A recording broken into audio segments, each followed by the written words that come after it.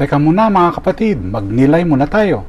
Alam mo ba na si Corrie ten Boom, isang Kristiyanong Olandes na nagtago ng mga Hudyo noong Second World War, ay naaresto at ipinasok sa concentration camp. Pagkatapos ng digmaan, hinarap niya ang isa sa mga bantay na malupit sa kanyang kapatid. Humingi ito ng tawad.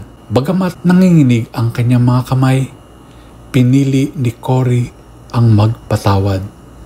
Tinawag niya itong pinakamahirap, ngunit pinakakagiliw-giliw sa sandali ng kanyang buhay.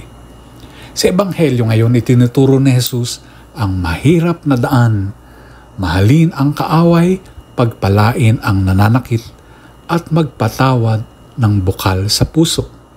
Ayon kay San Pablo sa mga taga-Kolosas, tayo ay hinirang ng Diyos, dapat magsuot ng habag, kabaitan at pagtitiis.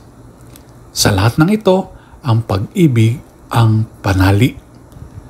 Ang kwento ni Corrie ten Boom ay patunay na ang pagpapatawad ay hindi kahinaan.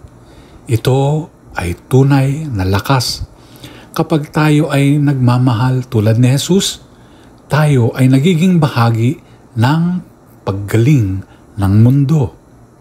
Ang awa ay hindi likas sa tao, ngunit ito ay biyaya ng Diyos. Pagnilayan po natin ito. Amen.